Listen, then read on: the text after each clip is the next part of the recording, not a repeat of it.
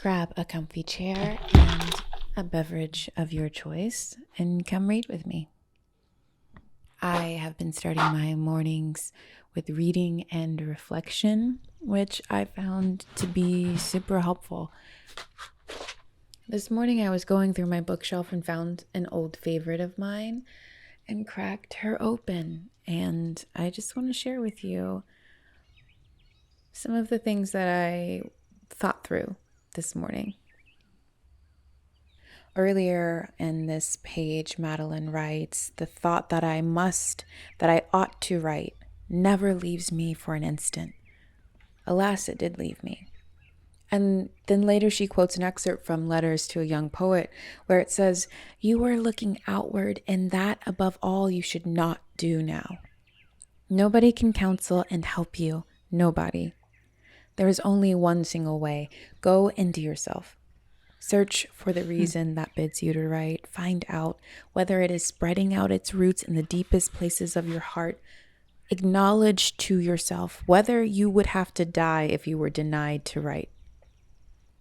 This, above all, ask yourself in the stillest hour of the night, must I write? Delve into yourself for a deep answer, and if this should be affirmative, if you may meet this earnest question with a strong and simple "I must," then build your life according to this necessity. Your life, even into its most indifferent and slightest hour, must be a sign of this urge and testimony to it.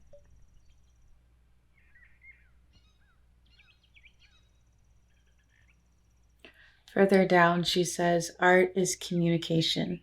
And if there is no communication, it is as though the work had been stillborn." I think reconnecting daily, grasping onto the reasons why I choose to be an artist. The more time that I spend in that soil, the clearer things actually become for me in regards to what I should be investing my time into. There's so many stories that we could write. Well, which are the right stories for you to write specifically is really important. I was talking to a friend of mine. We were talking about the kinds of stories that we wanted to be a part of, the kinds of storytelling that if we could choose as an actor, not as a writer, but as an actor, the kinds of stories that we would like to lend our voices and our bodies and our hearts and our minds to.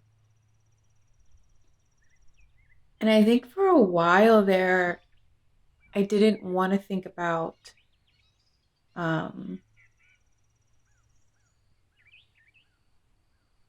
the areas of if I could choose, because I wasn't being able to choose. And I think that what happens to a dream deferred, what happens in those moments where you are disconnected from what you want to be doing and are just hit with immense realism of where you actually are.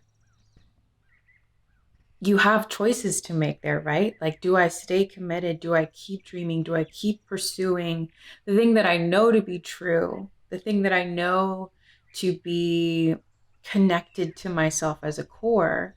Or do I just take whatever is in front of me because it's what's in front of me? And I'm not saying either of those are wrong. Because at different points I've taken both of those paths. But I do think that starting in the mornings with re-gauging the creative mindset for the day makes it easier to not get lost in paths, especially for a person who is like me, or there's 22 different things I could do today. Are all of them beneficial for me to be doing? No. And what is this? Build your life according to this necessity. Am I building my time and my life and using my resources in the direction that I'm saying I must do? And that's our morning reflection. I didn't know this is what this was going to turn into. I just grabbed this book off the wall. Okay, anyways, I hope this comforts you. I hope this gives you something to chew on. I hope that we all grab hold of the paths. We all stay steady on the path towards our dreams. Good luck, friends.